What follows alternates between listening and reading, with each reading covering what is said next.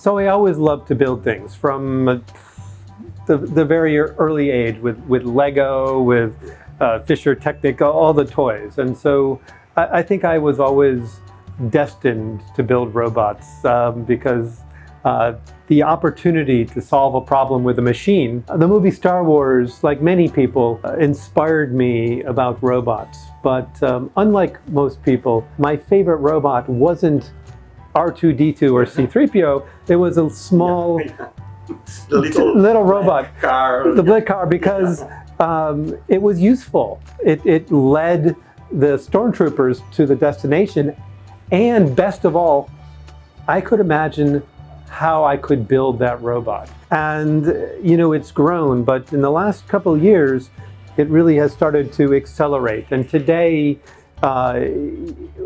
without question, you can say the future of cleaning in the home is Roomba and maybe a hand vac for the couch. So today, the smart home is not smart. Yeah. It's too difficult to use. There are many devices, and we're supposed to control them all with the phone or with our voice, and you need to program, and it's just too complicated. We need two things. We need the robots or the devices in the home to set themselves up. And we need the benefit of the smart home to be more obvious. So iRobot is playing a role by using these ideas to create, well, these products. So with the i7 and our new S9 robot, it can empty itself 30 times. So that if you empty your robot maybe every 1 to 2 weeks, you could go 6 to 12 months and never touch your robot. You can just say, okay, Google, clean my TV room. And the robot will do that. And so this is an example of a smart device which is actually smart. You put it in your home, and up to a year, you come home every day and your home is vacuumed. And if you make a mess, go clean that up. This is a good example of how it's supposed to work. Both security and privacy are key. So iRobot doesn't just follow the rules, we go beyond. We promise we will never sell your data. We design our products from the ground up to be secure. And this is something that our competitors don't do. I get frustrated that if there's a security breach, we get very upset. And I understand why we get very upset.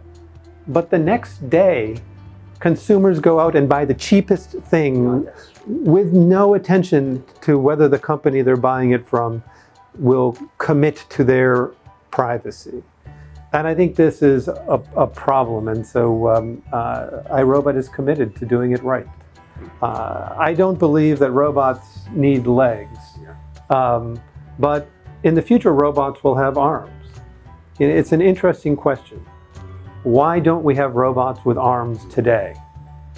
The answer is that we don't know where anything is. So why would you buy a robot with an arm? You know, today robots have arms if they go into nuclear power plants or into a war zone. To remove dust. Yes, and you control them remotely. But in your home, you would expect the robot to be able to pick up something, to go into the kitchen and get me a drink. But if I don't even know where the kitchen is, it's impossible to do. So today, what iRobot is focused on is starting to understand the home so the robots can do more things. It's not more artificial intelligence that robots need today. Artificial intelligence is very good today. It's that we don't understand anything about the home, and thus it's impossible to be intelligent. So by sharing with the robot what a room is, with the i7 and S9 robot, you can now vacuum that room. It would be impossible if the robot didn't know what a room was. And in the future, you know, maybe it will know what the refrigerator is and be able to open it and be able to say, okay, I would like a beer, and go in and grab the beer. Then we will see robots with arms. Then we will see our Android robot. So the next step in iRobot is we vacuum today, we mop today. We're going to mow your lawn too. So building a robot lawnmower is something that you should expect from the company. And we're also going to make the robots better partners. We found that consumers would really like to be able to have more control over what robots can do. And so they love the idea that I can now say, go clean the kitchen.